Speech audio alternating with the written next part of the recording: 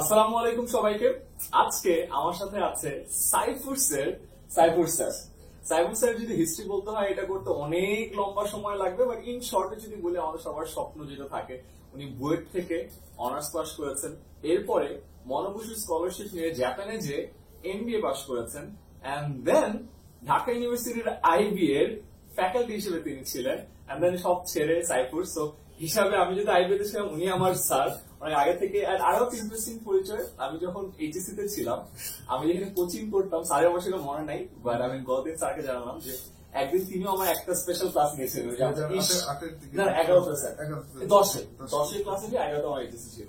So তারপরে আজকে আমাদের এখানে আসার মূল উদ্দেশ্য হলো স্যারের কাছে কিছু interesting trick, tip and hack নিব about English and career. Because I guess আমরা সবাই জানি স্যার জিম্যাট এর one of the world's top scorers. So English নিয়ে তার সারাদিনের বিচরণ, তার অফিস আমি দেখছি পুরো বই খাতা ছড়ানো থাকে, বাসায় বই খাতা ছড়ানো থাকে। তো স্যারের যদি একটু জ্ঞানের কিছু আইডিয়া আমাদেরকে দিতেন তাহলে খুবই ভালো হয়। একটু জিম্যাট নিয়ে একটু শর্ট করে বলতে, জিম্যাটটা বাংলাদেশে খুব অপরিচিত হয়ে গেছে, মানে এখন না মানে বাংলাদেশি ইংলিশটা এখন এত দুর্বল হয়ে গেছে। সবাই আইএলটিএস চিনে, আইএলটিএস করে বিদেশ যাওয়া যায়, কিন্তু আসলে জিম্যাটটা ওয়ার্ল্ডের একটা টাফেস্ট পরীক্ষা ইংলিশে, ওইটার জন্য স্কলারশিপ। এবং তোমার বাংলাদেশের সবাই তো বিদেশ যেতে চাই, মানে তুমি যদি ইংলিশের পিছনে উঠে পড়ে লাগো, আইএলটিএস, টোফেল, জিআরই, জিম্যাট তোমাকে অনেক দূর নিয়ে যাবে। এটাই অ্যাবসলিউটলি। স্যার আমরা একদম শুরু থেকে আসি, যেহেতু স্যার আমাদের মেজরিটি স্টুডেন্টরা দেখবে। আমি ফার্স্ট একটা জিনিস নিয়ে কথা বলতে চাই, এখানে সবার অনেক প্রশ্ন থাকে, কিছু কনফিউশন থাকে, সেটা হচ্ছে সাবজেক্ট চয়েস। আমি যেমন আমার মনে আছে ক্লাস 9 এ যখন সাবজেক্ট চয়েস করলাম, সবাই সায়েন্সে, আমিও সায়েন্সে। শুনছি যে ভালো ছাত্ররা সায়েন্সে পড়ে, আমি ভালো ছাত্র হয়ে যাচ্ছি, আমিও সায়েন্সে পড়লাম। বাট আবার এইচএসসির পরে কিন্তু আমি আবার আইবিতে ঢুকলাম, এন্ড দেখলাম যে বিজনেসের প্রসপেক্ট এখন আরো বেশি। আমি আবার দেখলাম যে ঢাকা ইউনিভার্সিটিতে আমার সায়েন্সের সব ফ্রেন্ড চান্স পায়নি, বাট আমার আর্টস এর যত ফ্রেন্ড ছিল, কমার্সের যত ফ্রেন্ড ছিল, ওরা সবাই আবার ঢাকা ইউনিভার্সিটি চান্স পেয়ে গেছে। এখন অনেক ভালো জায়গায় আছে। সো সাবজেক্ট চয়েসের ক্ষেত্রে স্যার কি কি জিনিস মাথায় রাখা উচিত? ওইটাই মানে এই যে আমরা কিন্তু মানে একটা বাংলাদেশের হুজুর গার্জিয়ান আর স্টুডেন্টের মধ্যে ভালো ছাত্র, মেধা ভালো, সায়েন্স, ডাক্তার নাহলে ইঞ্জিনিয়ার, যেন দুনিয়াতে এই দুইটাই। আসলে যে তুমি তোমার দৃষ্টিকোণটা আরো করো, আরো বড় করো, যে শুধু ডাক্তার ইঞ্জিনিয়ার ছাড়াও বহু লাইন আছে।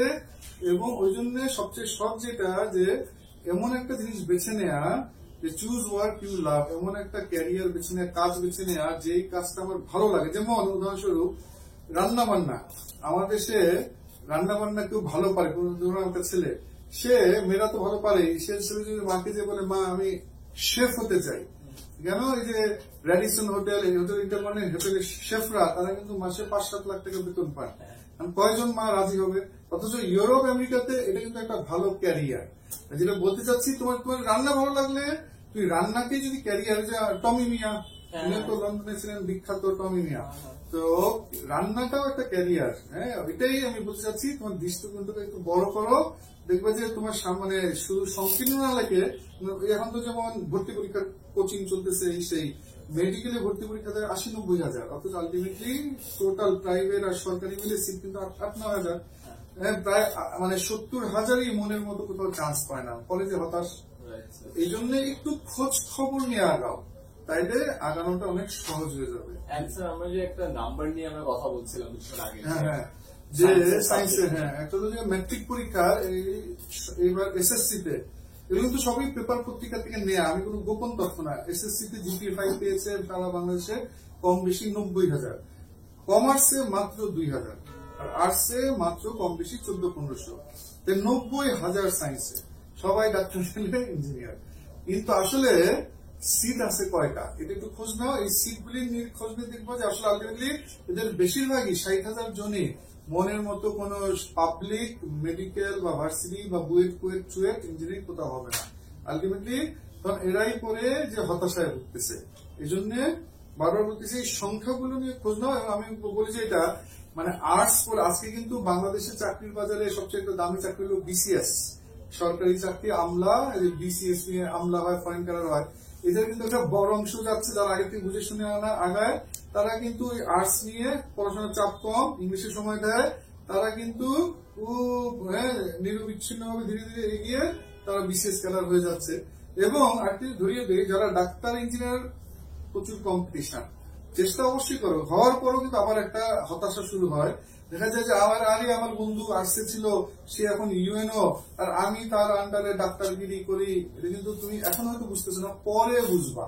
হ্যাঁ, এই জন্য একটু তোমার চাচা মামা খালুর সাথে আলাপ করো, শুধু মানে ওই পঙ্গপালের মতো জোর দিলে। এই জন্যই মানে আসলে খোঁজ খবর নিয়ে আগানো, আর সবকিছুতেই সহজ করে দিবে ইংলিশের দক্ষতা।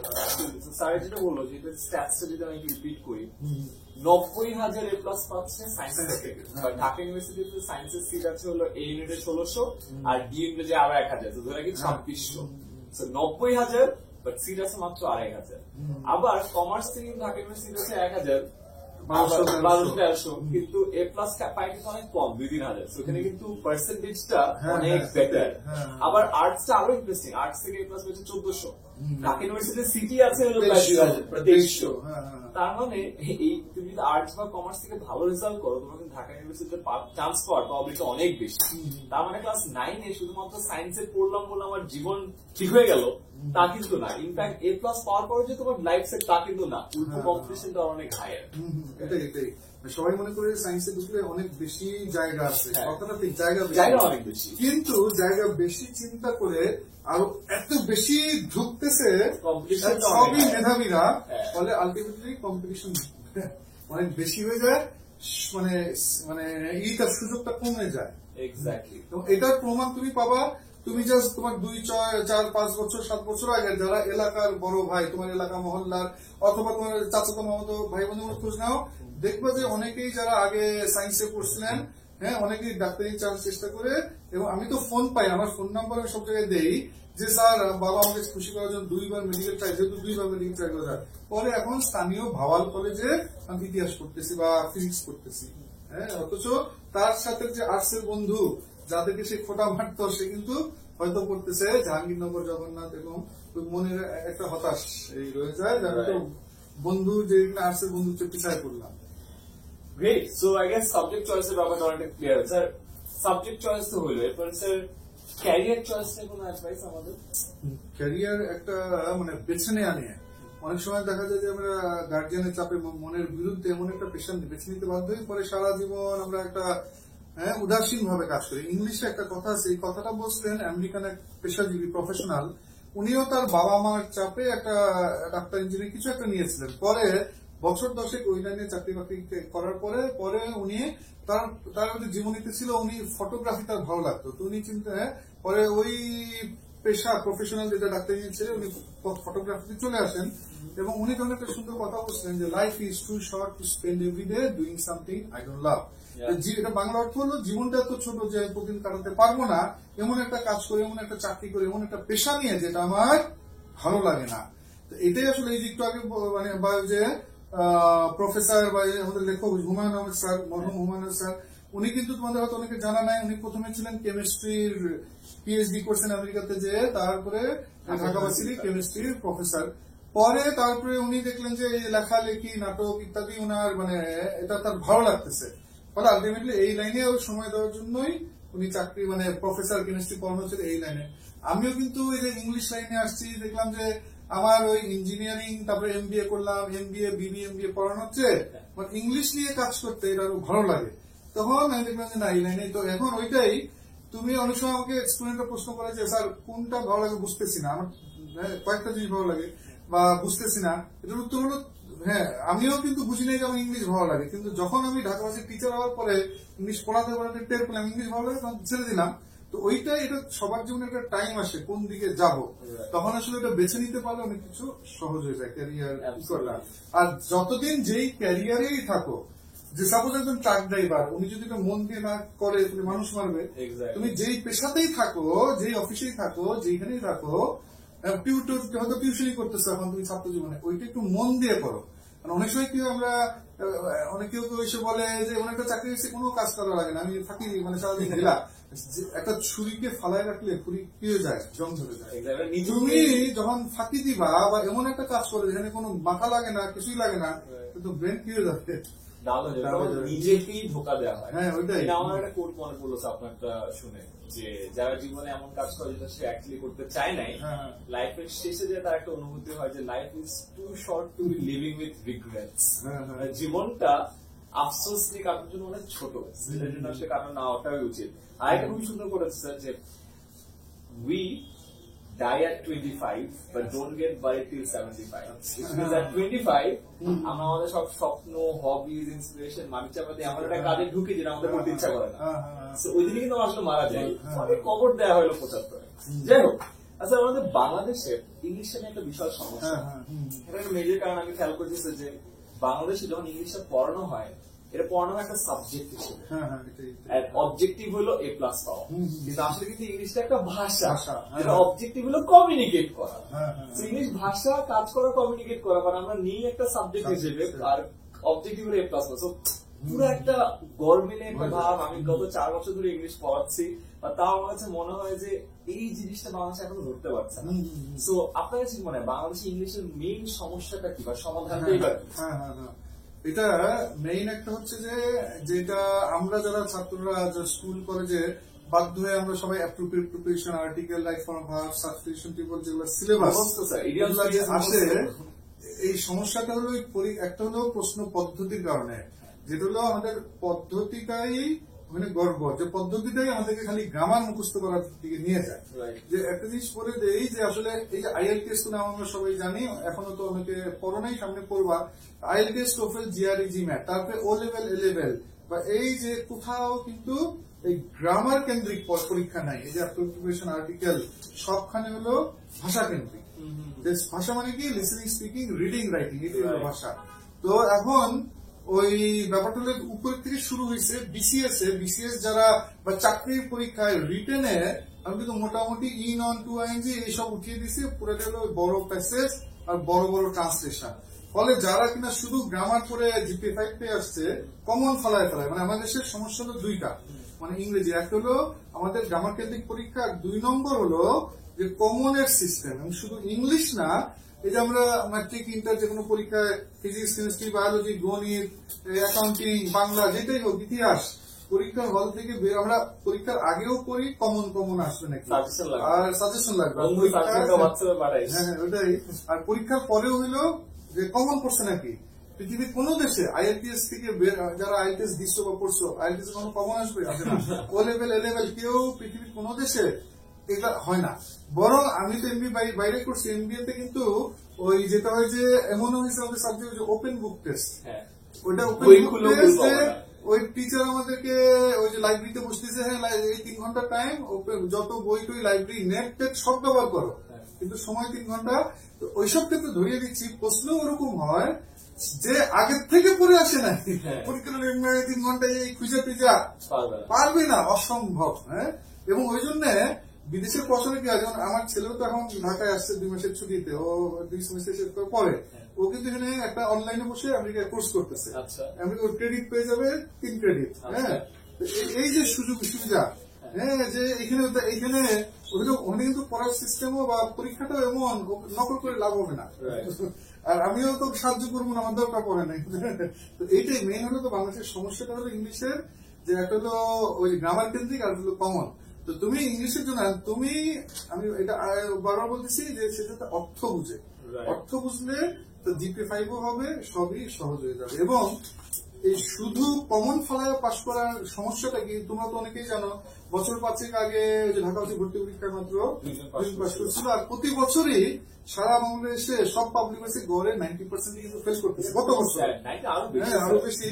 আর চাকরির পরীক্ষায় কিন্তু ফেল করে 95-98%। এটা ভিতরের খবর, এটা আমরা জানি। আমি তো IBA টিচার ছিলাম, IBA কিন্তু একসময় এখনো অনেক চাকরির পরীক্ষা নেয়। তো চাকরির পরীক্ষায় দেখা যায় যে এসে লেখার জায়গা থাকে মানে ধবধবে সাদা থাকে, তো টিচাররা ওই যে 1 সেকেন্ডে 0 দিয়ে তার খাতা থেকে 20 টাকা পর্যন্ত হয়ে যায়।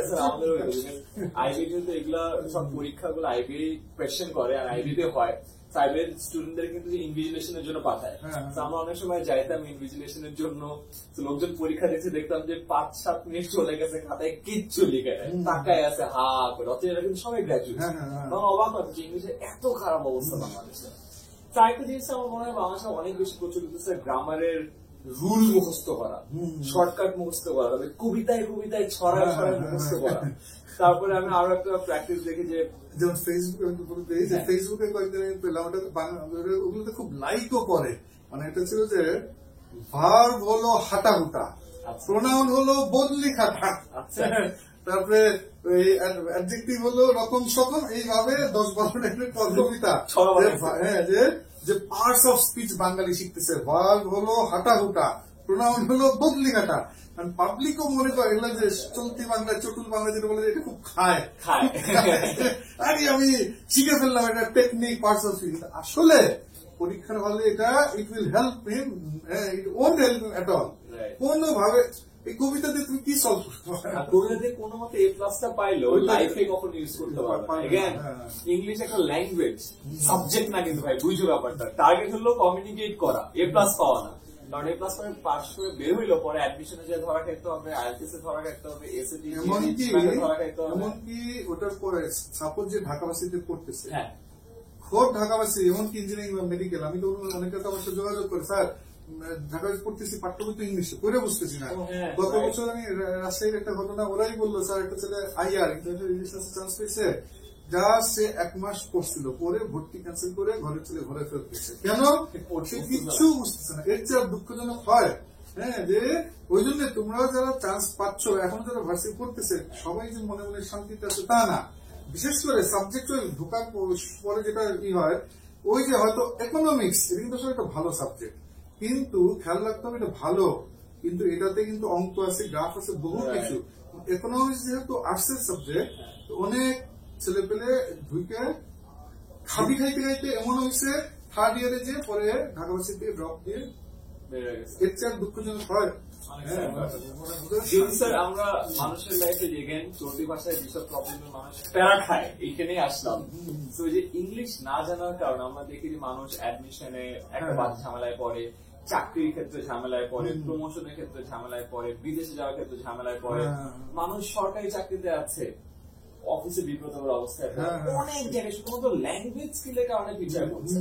তো বাংলাদেশে যে ইংলিশের দুর্বলতার কারণে মানুষ এত এত ঝামেলায় পড়ছে, আপনি কি মনে হয় যে এই জিনিসটা কিভাবে উত্তরণ করা যায়, বা এই আর কি কি সমস্যা আছে যেন মানুষ বুঝতে পারে তাদের লাইফে একটা বড়? যেমন তোমরাও কিন্তু একসময় অনেকেই 2 বছর পরেও 5 বছর পরেও অনেকেই বিদেশ যাবা, বিদেশে যেও বাঙালিরা করতেছে বড় অংশ ওসি নাহলে DC, onion cutting dish cleaning, যে ওই যে ওই একই অফিসে বা তোমার যারা চাচা মামা খালু বা মোহনদার বড় কেউ মিডিল ইস্টে আছে, যেখানে আছেন একটু ফোনে আলাপ করে দেখো, উনি কিন্তু স্বীকার করবেন ওনার অফিসে একটু উঁচু পদে যারা ইন্ডিয়ানরা, শ্রীলঙ্কানরা, বিকজ দে নো ইংলিশ।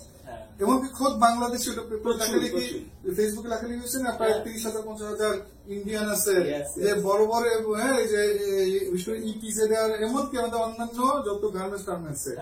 কিছুদিন আগে গাজীপুরের একজন গার্মেন্টসে চাকরি করেন বাঙালি, উনি স্পোকেন কোর্স করতে আসছেন এই সাইপ্রাসে। তো উনি বললেন, স্যার আমি 14 বছর চাকরি করতেছি, আমার বেতন এখন 15 বছরে আমি 60,000 70,000 আসি ঠেকছি, কিন্তু এখন 2 লাখে ঠেকতে হইলে এটা ছাড়া উপায় নেই, ইংলিশ ছাড়া কোনো উপায় নাই। হ্যাঁ, তাহলে একটা দেশে, আমাদের দেশে লাখ লাখ ছাত্র অনার্স মাস্টার পাস করে বেকার, অথচ এই দেশে প্রায় 50,000 বিদেশি চাকরি করতেছে 5 লাখ 7 লাখ 10 লাখ টাকা বেতনে। আর তারা কি ডাক্তার না ইঞ্জিনিয়ার? কিছু না, তারা কিছু না, আমার মতো বিবিএ পাস করা ছেলে পেলে ইংলিশ পারে, এই জন্য। আর বাংলাদেশে প্রতি বছর 6 লাখ গ্রাজুয়েট বের হচ্ছে, চাকরি কিন্তু এতগুলো নাই। তো চাকরির বাজারে নিজেকে আগায় রাখতে হলে ইংলিশের দক্ষতাটা খুব বেশি দরকার। আর আরেকটা হলো যে ইংলিশটা ইট টেকস টাইম। সবাই যেটা হয় মনে করে যে এই পরীক্ষা 2 মাসে শর্টকাট একটা বই দিয়ে শিখতে হয়ে যাবে। বাংলা ভাষা কি আমরা 3 মাসে 6 মাসে শিখছি না। বাংলা শিখতেই কিন্তু আমরা যখন তুমি আমি আমাদের পারিবারিক মানে শিশু বয়সে, যার যার শিশু বয়সে আমরা ধীরে ধীরে পারিবারিক পরিমণ্ডলে বড় হয়েছি, সামাজিক ভাবে আমরা ওই বাবা মা নানা নানি দাদা দাদি, এই যে তখন কিন্তু 10-12 বছর লাগছে বাংলা ল্যাঙ্গুয়েজকে যে মাতৃভাষায় আয়ত্ত হইতে। তাহলে হাউ কাম উই থিঙ্ক যে আমি 2 মাসে ইংলিশ আইএলটিএস করে, আমি বলি যে একদিন বলে দিচ্ছি, আমি ফেসবুকে আইএলটিএস গ্রুপে জয়েন করে দেখছি, মানে বেশিরভাগ পরামর্শ হলো আতের পরামর্শ। ইংলিশে দুর্বল, আমার 2 মাসের মধ্যে বিদেশ যেতে হবে। আমি কিন্তু একটু বলে দেই, ক্যালিফোর্নিয়া থেকে, লন্ডন থেকে ইউটিউবে আমার নাম্বার দেওয়া আছে, আমি অনেক বাঙালি ফোন করে, স্যার আমি এই যে হ্যাঁ গ্রিন কার্ড পেয়ে গেছি, আমেরিকায় আছি, কিন্তু ওই আমি ভাবছিলাম যে বিদেশ আসলে এমনি এমনি হয়ে যাবে, এমনি এমনি তো হয় না। হ্যাঁ, এমনি এমনি হয় ওই রাস্তাঘাটে ওসিডিসির ইংলিশ, যেটা yes sir, no sir, how can you help me sir. কিন্তু তুমি যদি বিদেশে যে একটা ভালো পর্যায়ে যেতে চাও, মানে একাডেমিক বই, যেটা বইয়ের ইংলিশ যেটা ভিন্ন, এটা অনেকে বুঝে না। যে আইএলটিএস খারাপ করে তো রিডিং এ, হ্যাঁ, এবং রিডিং এ সে পড়ে বুঝে না, তাই শুনে বুঝে না। হ্যাঁ, এটাই হলো সমস্যা। অতএব মানে সে যদি ইংলিশ, যেটা মূল কথা, যে অর্থ বোঝার পিছনে সে মন দেয়, তাহলে কিন্তু মানে স্টুডেন্ট, যেমন একটা স্টুডেন্ট ইডেন কলেজের বছর 6 আগের ঘটনা, সে কিন্তু ফিলোসফি অনার্স মাস্টার্স, কিন্তু সে কিন্তু জার্মান কোম্পানিতে 6 বছর আগের ঘটনায়, তখন কিন্তু সে বিজনেস ম্যানেজার হিসেবে শুরুতেই চাকরি পেয়ে গেছে। কেন? সে প্রথমে সাইপ্রাসে প্রায় 1 বছর কাটাইছিল ইংলিশ নিয়ে।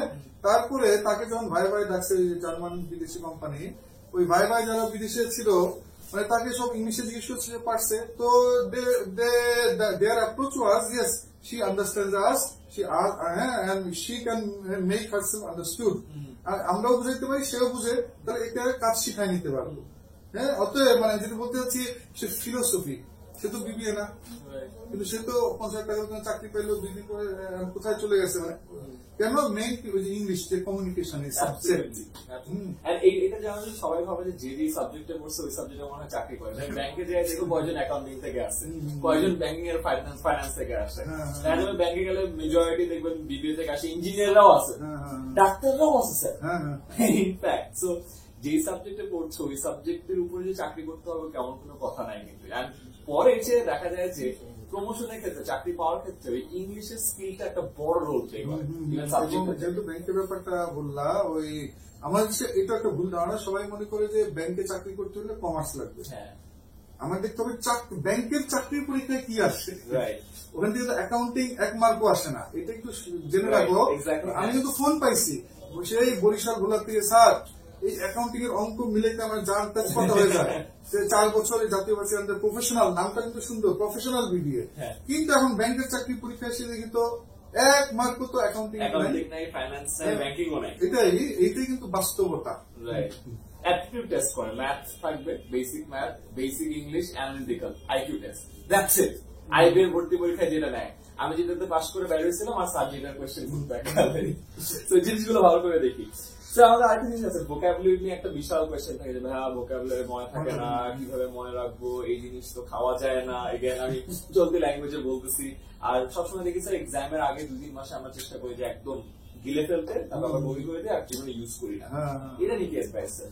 ওইটাই যে প্রথমে তুমি চিন্তা করো, তোমার মেন্টালিটিটা চেঞ্জ করো, যে আমি যা ওয়ার্ড শিখতেছি আসলে সারা জীবনই কাজে লাগবে। যে এইটা চিন্তা, কেন আলটিমেটলি এই যে তুমি একটা চাকরি ধরো, তুমি একটা ভালো রেজাল্ট করলা, ভালো রেজাল্ট করে ঢাকা বাসী চান্স পাইলা, অথবা ডাক্তার ইঞ্জিনিয়ার হলা, অথবা বিদেশ গেলা, তাহলে কি তোমার ইংলিশ দরকার নেই? চাকরিও পাইলা, চাকরি পাওয়ার পর ইংলিশ দরকার নেই? ভোকাবুলারি আমি সারা জীবনে কাজে লাগবে। আর এইটা চিন্তা করে তারপরে তুমি আগাও, যে একটা ওয়ার্ড যখন শিখবা, এটা বাংলার সাথে মিলাবা, যে তুমি আমি বাংলা কিভাবে শিখেছি। এটা কি যে আগে 300টা বিশেষ্য, 300টা বিশেষণ, 300টা ক্রিয়াপদ শিখে নিয়ে তারপরে we started to talking Bangla? না, আমরা বাংলা অল্প অল্প খাও যাও এই ধীরে ধীরে আমাদের এক্সপ্যান্ড হয়েছে। ঠিক এরকম তুমি ভোকাবুলারি শিখবা একটা বাক্যের মাধ্যমে, ব্যবহারের মাধ্যমে। একটা ওয়ার্ড ডিকশনারিতেও কিন্তু ওই যে কলিন্স কবিল বা অক্সফোর্ড একটা বাক্য দেওয়া থাকে, আর কথা বাক্যটা মুখস্থ করবা না, কিন্তু একটু ব্যবহারটা শিখবা। ধরো শিখলা অ্যাম্বিগুয়াস, ব্যর্থবোধক, শুধু এতটুকু শিখলে বেশি দিন মনে থাকবে না। তুমি যদি শিখো যে সাপোজ দ্য মানে ওই মানে যেই বই থেকে শিখবো ওখানে একটা বাক্য দেওয়া থাকতে হবে, the politician gave an ambiguous lecture বা ambiguous speech, his constituents couldn't understand what he is promising. But the statement was very ambiguous for me to understand. তাহলে এই যে ambiguous ডাক্তারবাবু, ইংলিশ বাক্য বুঝলা, তাহলে অটোমেটিক তোমার মাথাটা ঢুকে যাবে। এটা হলো মেইন, হলো বারবার যে ব্যবহারের মাধ্যমে শেখা। আমি আরেকটা জিনিস ফলো করতাম যে অলওয়েজ ইংলিশ শব্দটা শেখার সময় বাংলায় অর্থটা শেখা। হ্যাঁ, বাংলায় ইংলিশের অর্থটা যদি ইংলিশেই দেয়া থাকে, ভাই আমি তো পারি না ইংলিশ, আমি তো অর্থের মিনিংটা আসলে বুঝলাম না। এন্ড দেন একটা শব্দ শেখার পরে বাংলায় একটা যদি সেন্টেন্স পড়ি, পরে আমার অর্থটা মনে না থাকলে ওই সেন্টেন্সের কনটেক্সটে যে কিন্তু আমার অর্থটা মনে থাকে। আর একটা অর্থ পড়ার সাথে যদি সিনোনিম গুলো পড়ে ফেলা যায়, তাহলে এক মাত্রে 4-5টাও হয়ে যায়। এটা খুব গুরুত্বপূর্ণ। মানে এইটা কিন্তু আবার আন্তর্জাতিক যারা ব্রিটিশ কাউন্সিল বা ইংল্যান্ড আমেরিকা যারা ইংলিশ টিচার যারা তারা কিন্তু আবার অন্য ধরনের কথা বলেন, যে তারা বলেন যে you have to learn English through English. হ্যাঁ, কিন্তু আমার মাথা তো ভরা বাংলা দিয়ে, ওই অ্যাম্বিগুয়াস যদি এটা ইংলিশ বলতো it is something which is unclear, তো পরীক্ষা হলে যে which is something which is unclear এটা মনে করবে নাকি? আমার মনে করবে এটা দায়িত্ববোধক। আর হ্যাঁ, তুমি একটা পর্যায়ে পৌঁছবা, যখন আমি যখন কিছু করি I don't need to think it in Bangla, আমার তো বাংলা কিন্তু চিন্তা করতে হয় না। কিন্তু প্রথম যখন আমি কিন্তু ছোট, আমার আব্বা হচ্ছেন ঢাকা ইউনিভার্সিটির টিচার, আইবিএর প্রফেসর ছিলেন, আমাদের বাসা ছিল ফুলার রোডে। প্রায় আমার পুরো প্রায় 35 বছর কাটছে ঢাকা ইউনিভার্সিটির বুদ্ধিজীবী মহলে। ফলে আমি ছিলাম, আমার ছিলাম ব্রিটিশ কাউন্সিলের মেম্বার, আমরা 6, 7, 8, 9 তখন আমার প্রচুর ইংলিশ বই পড়ার অভ্যাস ছিল। ওই যে টিন কমিক্স, এটা কিন্তু এখন তো বাংলা হয়ে গেছে, তখন কিন্তু ইংলিশ। তখন আমি দোকানে, তখন তো এটার দাম তো আগে অনেক ছিল, এখন অনেক, তো ওই দোকানে দাঁড়িয়ে দাঁড়িয়ে পড়তাম। হ্যাঁ, এবং তো যেই বই ব্রিটিশ কাউন্সিল থেকে আমি এনে বাসায়, ওই যে একসময় সেবা প্রকাশনী মাসুদ রানা চলতো, তো মাসুদ রানার আসল বইগুলি অরিজিনালি সব ইংলিশ, যে অ্যালিস্টার ম্যাকলিন বা ইত্যাদি ইত্যাদি, তো ওইটা কিন্তু আমি অরিজিনাল বইগুলি ব্রিটিশ কাউন্সিল থেকে আগেই পড়ে ফেলছিলাম, ওই 7, 8, 9। কিন্তু আমি খুব কষ্ট হতো, আমি কষ্ট করে ডিকশনারি ঘাটতাম। মানে মানুষ সাধারণত একটা অবসরে গল্পের বই বা কিছু পরে কি অবসরটা আনন্দ করার জন্য। আমি যদি একটা ইংলিশ বই পড়তেছি নাই বুঝি, আনন্দ তো হবে না। সেজন্য কিন্তু আমি এখন যেটা ফিল করি, আমার আলটিমেটলি কাজে লাগছে ওইটা, ওই যে আমি একটু বুঝে বুঝে ইংলিশ পড়ার চেষ্টা করি। আর যেমন রিডার্স ডাইজেস্ট, এটা কিন্তু এখন খুব, মানে বাসায় কোনো বাসায় খুব একটু দেখা যায় না। আমার মনে আছে ছোটকালে যখন বিভিন্ন বাসায় যেতাম, দেখা যেত আগে 20 বছর রিডার্স ডাইজেস্ট, ছোট ছোট যে তার 20 বছর, এটা ছিল একটা আভিজাত্য, সবাই পড়তো এটা। ব্রিটানিকা, এগুলো কিন্তু এখন নাই। হ্যাঁ, কেন আমাদের দেশে নাই? কেন? ওই যে ইংলিশ, যে একটু বলি, আমার এক পরিচিত একজন, সে ডেলি স্টারে কাজ করে, অনুবাদের ইংলিশে সে কাজ করে, আমাদের টিচারও ছিল। তো সেও কিন্তু দেখাবে বললো যে ওই যে ম্যানেজমেন্ট একটু চিন্তিত, রিডার কেন বাড়তেছে না। আমি বললাম যে তোমার আফগানের সাথে দেখলে বলতাম যে আসলে এই হলো ঘটনা, বাংলাদেশে ইংলিশ বুঝতেছে না। ফলে সে বাধ্য না হলে, সে বিবিএম দিয়ে ভার্সিটিতে চান্স পেয়েছে বাধ্য হয়ে। আমি তো অনেক ডাক্তারের কাছ থেকেও মানে সে পড়তেছে বা পাশ করে গেছে, এছাড়া আমি ডাক্তারি পড়তেছি, পাশ করে গেছি, আসলে ওই প্রফেশনাল বইটই আমি তো তৃপ্তি সব বুঝতেছি না। হ্যাঁ, এটা না বুঝে পাশ করে করে। এই জন্যই কিন্তু বাংলাদেশে আমরা বাঙালিরা যত ভালো ডাক্তার, ইঞ্জিনিয়ার, লয়ার, বিবি, এমবি, অফিসার, প্রফেসর হতে পারতাম, হইতে পারতেছি না। কেন? আমার যে পাঠ্য বই তো ইংলিশে, বাংলাদেশে মাঝে মাঝে পেপারে যে আসে বা সে লেখালেখি হয়, ডাক্তার ভুল চিকিৎসা করছে, রোগী মারা গেছে, অনেক কারণ থাকে, ঘুরে ফিরে একটা কারণ ইংলিশ, সে তো জ্ঞান আহরণ করতে পারে না। এটা একটা বিশাল, এবং এটা বিদেশে যাওয়ার পরও যে, এবং এটা শুধু বাংলাদেশ না, অন্য দেশের সমস্যা যেটা, যে আমার ছেলে বললো যে ওদের সাথে ইন্টারন্যাশনাল যারা স্টুডেন্ট, ওই থাইল্যান্ড, বার্মা, তারপরে জর্ডান, ওরা এমন কেউ কেউ আছে যারা 2 বছর ধরে ওই ইউনিভার্সিটিতে দে আর লার্নিং ইংলিশ, তারা এখন ইএসএল করছে, ইংলিশ করছে সেকেন্ড ল্যাঙ্গুয়েজ। মানে তোমরা যারা অনেক সময় বাঙালি ভাবে এই বিদেশ গেলে এমনি হয়ে যাবে, একটা ইংলিশ ল্যাঙ্গুয়েজ করতে চাই ভিসা নিয়ে, কিন্তু তোমাকে দেখা যাবে ওইখানে 3 বছর আগে ছিলবে। ইএসএল ইংলিশ শেখার করছে, বিদেশে ভর্তি হলে তোমার 6 লাখ টাকা 10 লাখ টাকা 3 বছর ধরে, কিন্তু আসলে ওইখানে কি এইভাবে আমাদের মতো করে পড়াবে না, ডিগ্রি শুরু হয় না, কোর্স না। ইংলিশ ফর সেকেন্ড ল্যাঙ্গুয়েজ, তো তুমি সেকেন্ড ল্যাঙ্গুয়েজ হিসেবে ইংলিশটা শিখবা, তারপরে শুরু হবে। হ্যাঁ, বড় হলে ঠিক আছে, ঠিক আছে, আমাদের মতো হইলে আগে থেকে ব্যবস্থা করছো। তো রিডিং হ্যাবিটে যেহেতু আসলাম, আমাদের আরেকটা জিনিস সব থেকে কমন যেটা আসে, রিডিং কম্প্রিহেনশন। রিডিং কম্প্রিহেনশন একটা খুব ইন্টারেস্টিং ট্রিক হলো, আগের প্যাসেজ না পড়া এই কোয়েশ্চেনটা পড়া। এই ট্রিকটা কিন্তু অনেকে জানে না, সেটা আই থিংক এলাবোরেট করলে অনেক ভালো। আমি আমার ভিডিওতে অনেকবার বলছি, আই থিংক আপনার ওয়ে অফ টিচিংটাও আমার স্টুডেন্টদেরকে হেল্প করবে। ওইটা এই যে আসলে যে ক্লাস জেএসসি হোক, এমনকি মানে 1, 2 তোমার যারা ছোট ভাই বোন আছে 1, 2, 3, 4 তাদেরকেও শিখে দাও। মানে আসলে প্যাসেজ রিডিং, এবং প্যাসেজই হলো আসল। তুমি স্কুল কলেজ এটা ভাইবো না যে বড় হলে আর প্যাসেজ পড়ার ঝামেলা নাই, তা না, আরো বড় প্যাসেজ। তো মেইন যেটা সাধারণত আমাদের দেশে ট্র্যাডিশনালি স্কুল কলেজে বলা হয় যে আগে প্যাসেজটা যে 10 লাইন আছে এটা 2 বার পড়বো। আমি মানে ছাত্রদের আর কি বলছি, কতবার, যতক্ষণ না বুঝবো ততক্ষণ 5 বার। আরে 5 বার 3 বার পড়লে ওই রাস্তার মতো মাথায় জ্যাম পাকা যাবে। আমি আবার খেয়াল করে শোনো, ধরো এটা পরীক্ষা হলো, আমার হাতে একটা প্যাসেজ আসছে, এটা IELTS হোক আর ভর্তি পরীক্ষা হোক আর চাকরি পরীক্ষা হোক আর JSC SSC এগুলো হোক, আমি প্যাসেজ করবো না, সরাসরি কোশ্চেন 1 এ চলে যাবা। এবং বিশেষ করে আমি স্কুল কলেজের গুলি আমি বইও লিখছি, এগুলো কিন্তু আমি খুব ঘাটায় লিখছি। ওই 1 এর আনসার 1 টু অনেকগুলি কোশ্চেনের আনসার 1 করেই যে কোশ্চেনটা থাকে ওটা মিনিং বুঝলে আনসার বের করা যায়। এবং এটা ইচ্ছা করেই ধরো আমাদের প্রশ্ন পড়ে নেয় তারাও চান যে আমার তোমরা একটু তাড়াতাড়ি পাস করে যাও, ওনারা বিকল্পগুলো চয়েস অল্টারনেটিভ গুলো এমন দেয় ওটা আসলে পুরো ভুল। যেমন হয়তো সাপোজ হয়তো স্মোকিং বা ড্রাগ অ্যাডিকশন নিয়ে আসে, যেটা কারেক্ট আনসার বাদে বাকি 3টা ভুল আনসার থাকবে কি drug addiction is helpful, is beneficial. মানে যারা এই মিনিং জানবে আমার তো প্যাসেজ দরকার নাই। এটা তো একটু আগে সলভ করে দিলাম। তোমার কথা প্যাসেজ আমি প্যাসেজ করবো না, না পড়ে সরাসরি কোশ্চেন 1 আনসার তুমি কিন্তু করে ফেলতে পারবা, তারপরে 2 পারবা। আর যে 2-1টা ক্ষেত্রে প্যাসেজ দিতে হবে তখন ওই যেমন JSC তে বা নকশি কাঁথা নিয়ে একটা প্রশ্ন কোথায় উদ্ভব, ইট স্টার্টেড, নকশি কাঁথা ওটা কোথায় আছে প্যাসেজে, ইট স্টার্টেড হিয়ার আছে, হয়তো যশোর বা পশ্চিমবঙ্গ বা পূর্ববঙ্গ বা বাংলাদেশ, ওইটা ঠিক না। কথা বলবো যে একটু আগে ভিডিও বাইরে বলে রাখি, স্যার 10 মিনিট স্কুলের ফুল একটা কোর্স নিয়েছে, ওটা আমাদের অ্যাপে আছে, সেটা দেখে নিও আরো ডিটেইলস এ দেখার জন্য। লোকজন খুঁজবে কই ভিডিও আমার তো বলে নাই, ডিফিকাল্ট। এরপর স্যার গ্রামার নিয়ে, যেখানে সবার সব থেকে বড় ঝামেলা গ্রামার নিয়ে স্যার কিছু বলেন। লোকজন অনেক হাহুদার সাথে, আমি এটা নিয়ে একটা বিশাল চেষ্টা করেছি, একটা প্লেলিস্ট বানাইছি, তাও আমি গ্রামারের কোনো সুরাহা করতে পারি নাই। তো আপনি যদি একটু কিছু মানে মেইন হলো যেমন কানেক্টার্স, মুখে একটা কোশ্চেন সলভ করি কানেক্টার্স, এটা কিন্তু ওই দিন দেখলাম 10 স্টুডেন্টরা বললো, ইন্টারভিউ থাকেই। তো কানেক্টার যে people do not believe him dash he is dishonest, মধ্যখানে একটা কানেক্টর লাগবে। তো people do not believe him, আমার অর্থ দরকার people লোকে তাকে বিশ্বাস করে না, লোকে বিশ্বাস করে না তাকে, বিলিভ মানে বিশ্বাস, do not believe him তাকে বিশ্বাস করে না, ড্যাশ ড্যাশের মধ্যে কি বুঝবে, দেশের মধ্যে কি বুঝবে, এটা এখানে এসে থেমে গেলে কখনোই হবে না। এটাই বুঝতে অনেক করে, অনেকে কি করে ড্যাশে যে হয়তো আনসার যদি দেওয়া থাকে আনসারে যায়, বা নিজে লোক হচ্ছে তা না, ড্যাশের পরে কি আছে, ড্যাশের পরে আছে হিজ ডিসঅনেস্ট, সে হলো অসৎ। বাংলা দিয়ে চিন্তা করতে হবে, লোকে তাকে বিশ্বাস করে না সে হলো অসৎ। বাংলা হলে আমরা কি বলতাম, লোকে তাকে বিশ্বাস করে না কারণ সে হলো অসৎ, কারণ ইংলিশ কি বিকজ।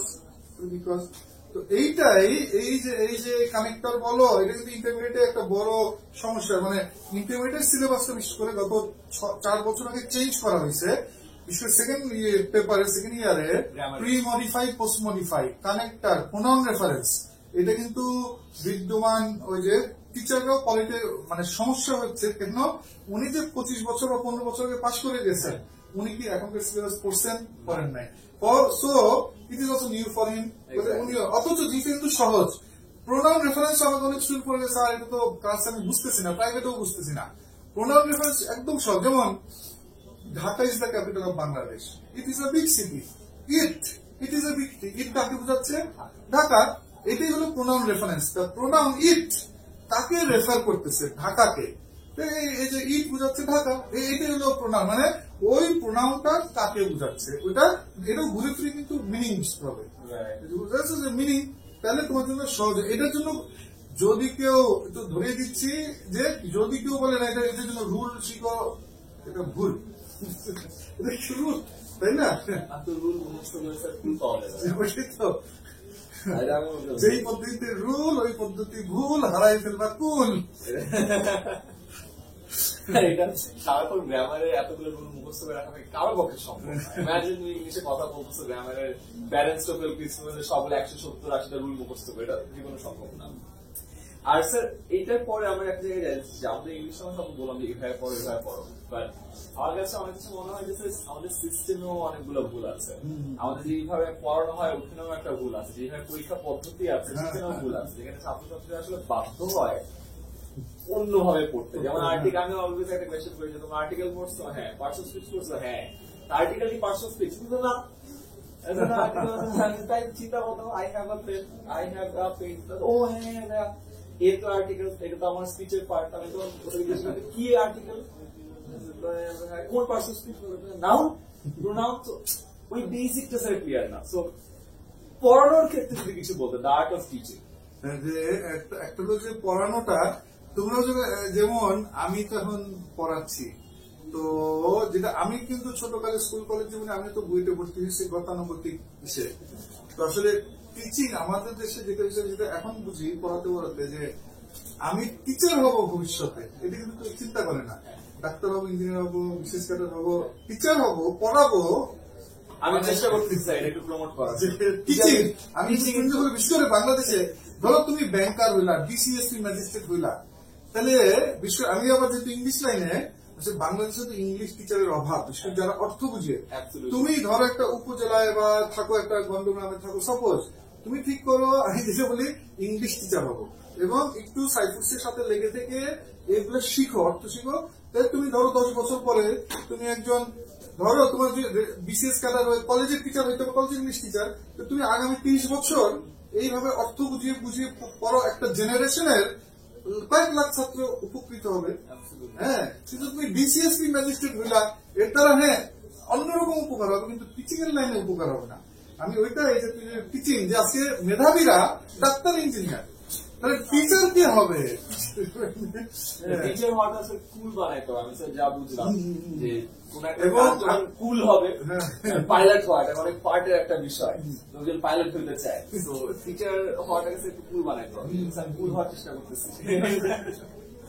আর বিশেষ করে তোমরা যারা টার্গেট করো, হ্যাঁ কমসে কম ভার্সিটির টিচার, স্কুল কলেজ না, ঠিক আছে আমি আমার মেধা ভালো আছে, ডাক্তার ইঞ্জিনিয়ার, কিন্তু আমি ভার্সিটির টিচার, একটু ধরিয়ে দিচ্ছি যে টিচিং এ মানুষের সমস্যার একটা কারণ হলো, সাপোজ একজন সে first class, all through first class, সে ভাইভাটা হলো ঢাকা ভার্সিটি বা যে কোনো ভার্সিটি টিচার হয়ে গেল, টিচার, আর তার রেজাল্ট অনেক ভালো, ক্লাস 1 থেকে শুরু করে মাস্টার্স, তো রেজাল্ট ভালো করে টিচার হয়ে গেল, তার রেজাল্ট অনেক ভালো। What does it prove?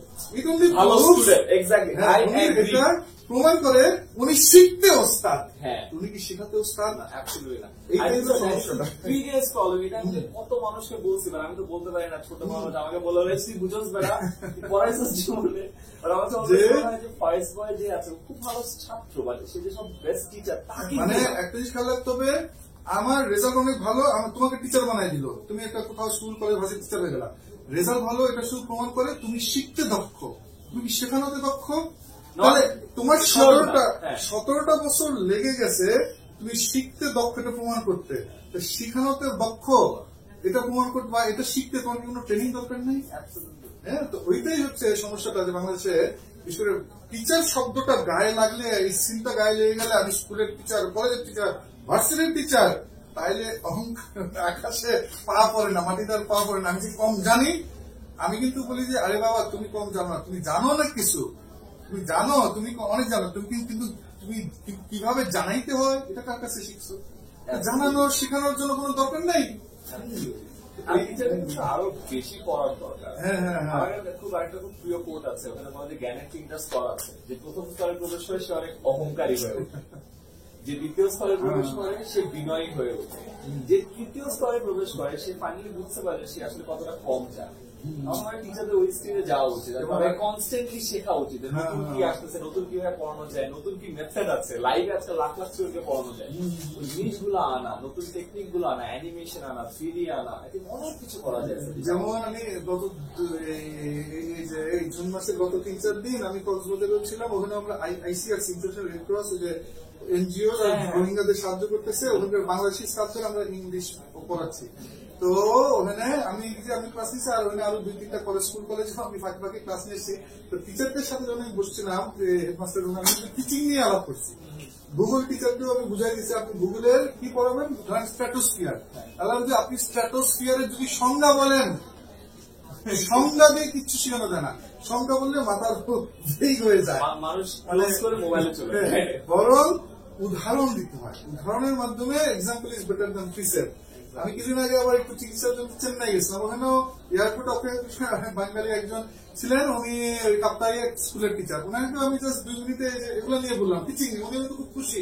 আসলে তো আমাদের পিটিসি পিটিএ ট্রেনিং তো এগুলো বলে নাই, হ্যাঁ, যে আসলে টিচিং অর্থাৎ যারা রিসেন্টরা যে আইমান বলতেছে যে টিচিং আসলে এটা খুবই, তুমি এটা উপভোগ করা এখন থেকে। সেজন্য তুমি হয়তো 9-10-এ আসছো, তোমার অনেক সময় বা কলেজ অনার্স, এখন তুমি একটু টিউশনি করো, তোমার হয়তো যথেষ্ট আছে, তোমার বাবা মার কোনো সমস্যা নেই, কিন্তু টিউশনি আরেকজনকে পড়াইলে তোমার নিজের, ধরো ইংলিশ পড়াও, তোমার নিজের ইংলিশ পড়তে হবে, বা অ্যাকাউন্টিং পড়াও, তোমার কনসেপ্ট আরো ক্লিয়ার হবে। এটা কিন্তু আমার ব্যাপারে ঘটছে। আমি যে ওই জিম্যাটে ওয়ার্ল্ডে টপ স্কোর পাইছি, এটা একটা মেইন কারণ কিন্তু আমি বুয়েট শেষ করার পর আমি কিন্তু ইঞ্জিনিয়ারিং চাকরি দিলাম না। আমি তখন ওই 92-3-তে তখনকার একটাই প্রতিষ্ঠান ছিল জিম্যাট জিআরই পড়ানোর। আমি ওখানে পড়ায় পরে আমার কিন্তু অনেক ডেভেলপ হয়ে গেছিল। তখনই টিচিং করলে নিজের অনেক লাভ হয়। আমি ম্যাথ বা ইংলিশে ভালো, বাট আমি পড়ানোর শুরু করার পরে ফাইনালি আমি বুঝছি যে ভিতরের মজাটা কোথায়, কত ইন্টারেস্টিং জিনিস আছে। যখন আপনি আরেকজনকে বুঝাবেন, আপনার সব বেসিক কোয়েশ্চেন সেট করে রাখতে হবে। বলা যে you don't understand the topic unless or until you can teach it properly or you can explain it properly. যখন আমি এক্সপ্লেন করতে না পারলাম, শিখাইতে না পারলাম, এটা কিন্তু আমরা আসলে শিখি নাই বা বুঝি নাই। জিনিসটা অনেক দরকার। স্যার, আমরা একদম শেষ পর্যায়ে চলে আসছি। আজকে ছিল ইংলিশ অ্যান্ড ক্যারিয়ার টক, একদম লাস্ট অ্যাডভাইস। আমি ইংলিশটা অনেকক্ষণ কথা বললাম, তো ইংলিশ ভালো, ক্যারিয়ার একটা বড় ম্যাথ আসে, জেনারেল নলেজ আসে, ওভারঅল ক্যারিয়ার বা রিক্রুটমেন্ট এক্সাম নিয়ে বা জেনারেল নলেজ নিয়ে যদি আপনার লাস্ট কোনো কথা থাকে। জেনারেল নলেজ নিয়ে যেহেতু আমাদের সব পরীক্ষাতে তো থাকে, মানে বিশেষ ইন্টারের পরে ভর্তি পরীক্ষা, সব পাবলিক ভার্সিটি আর মেডিকেল ভর্তি পরীক্ষা তো 10 মার্কের সাধারণ জ্ঞান থাকে, এরপরে চাকরির পরীক্ষা তো বড় অংশই। তখন এই বিসিএস গুলোতে তো আবার প্রাইমারি নিয়োগ, যেমন প্রাইমারি নিয়োগ একটু বলে দেই যে এখন সারা বাংলাদেশে পরীক্ষা চলতেছে, বা ওটা এই যে স্ট্যাটিস্টিক্সটা হলো 24 লাখ পরীক্ষার্থী, 24 লাখ প্রাইমারি নিয়োগ, তো চাকরি পাবে মাত্র 12,000। এই যে এত সংখ্যা, তো এখন জেনারেল নলেজে যেটা বলতে চাচ্ছি, আমরা কিন্তু সব একদম হিসাব করে গুনে দেখছি। যেমন ভার্সিটি ভর্তি পরীক্ষা বিভিন্ন ভার্সিটিতে, ঢাকা ভার্সিটিতে 50টা সাধারণ জ্ঞানের মধ্যে কম বেশি 40টাই থাকে স্থায়ী সাধারণ জ্ঞান। মানে সাধারণ জ্ঞান হলো 2 ধরনের, হ্যাঁ, একটা হলো যেটা সবাই বলো বাংলাদেশ বিষয় বলে আলোচনা, ওটা ঠিক আছে, কিন্তু মেইন যেটা একটা হলো স্থায়ী ঘটনা, কারেন্ট। হ্যাঁ, তো এখন কারেন্ট অ্যাফেয়ার্স মানে গত 6 মাসের ঘটনা। তো 6 মাস তো সময়টা তো এই স্প্যানটা ছোট ধরো, আর বিশেষ করে প্রতিটা পরীক্ষায় 7-8টা থাকবেই, হয় তোমার 52 সাল 6 দফা, বঙ্গবন্ধু, বিশিষ্ট কয়জন, 71 সাল, 69 সালে 17 আন্দোলন, এই ঘটনা, আর গত 4000 বছরের ইতিহাস। মানে ওর কথা সাধারণ জ্ঞানের স্থায়ী জ্ঞান থেকে বেশি প্রশ্ন আসে, হ্যাঁ, চলতি ঘটনা কম আসে। ওই যে প্রাইমারি নিয়োগেও 15টা সাধারণ জ্ঞানের মধ্যে 12টা এগুলো স্থায়ী ঘটনা। তো যেটা ধরিয়ে দিতে চাচ্ছি, এটা ফেসবুকে ওই দিন দেখলাম একজন পরামর্শ দিচ্ছে যে ডেইলি 2-3 ঘন্টা টিভি দেখো ভার্সিটি ভর্তি সাধারণ জ্ঞানের জন্য, পেপার পড়া। আমি বললাম যে সবই ভুল পরামর্শ, তাকে মিসগাইড করতেছে।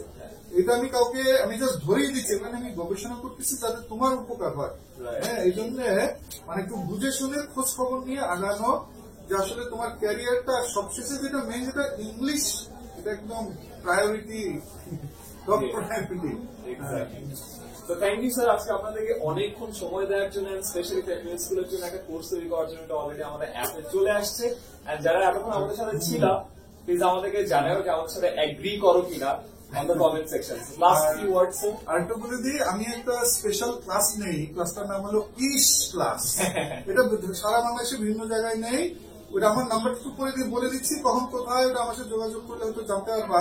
ইশ ক্লাসটার নামটা হলো এই কারণে, এটার আগের নাম ছিল, আমি বলছিলাম ক্যারিয়ার ক্লাস বলতাম। বছর 7 আগে একবার একটা স্টুডেন্ট ক্লাস করে আমাকে ফোন করেছিল, স্যার আমি আমার সারা জীবনের হতাশাকে এই ক্লাসে কবর দিয়ে গেলাম।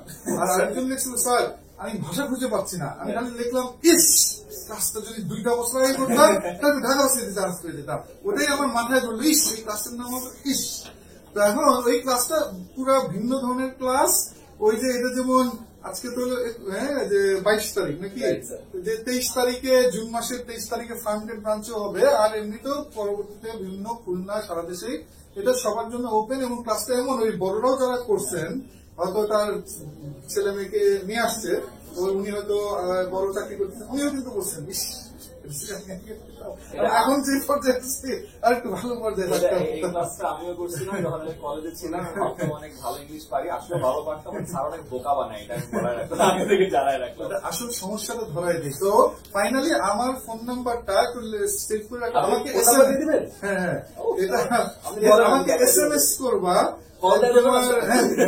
তোমার প্রশ্ন লিখে, তোমার এলাকার নাম লিখে, আর তোমার ফোন নাম্বারটা SMS এ ঢুকিয়ে দিবা, তো তোমার জন্য দ্রুত আনসার পাওয়াটা সহজ হবে। তো আমার ফোন নাম্বারটা হলো 01713 01713 লিখে দিই। 01713 43 20 02 43 20 02 01713 43 20 02। হ্যাঁ ঠিক আছে। This is the number. স্যারকে এনি টাইম ডিস্টার্ব করো, SMS দিয়ে কল দিও না, স্যার অনেক ব্যস্ত থাকে। Siyam, thank you so much sir আজকে আমাদের এই সেশনে আসার জন্য, এবং তোমরা আমাদেরকে জানাও যে তোমরা আমাদের সাথে একমত কিনা, ইংলিশ আসলে কতটুকু দরকার। আর আমার 72টা ভিডিও ইংলিশ গ্রামার সেশন করানো আছে, এটা দেখো, স্যারের মাস্টার ক্লাসে করা আছে, এটা দেখো। প্লিজ প্লিজ প্লিজ ইংলিশটাকে একটু ব্রাশ আপ করো। ভালো থাকো, আসসালামু আলাইকুম।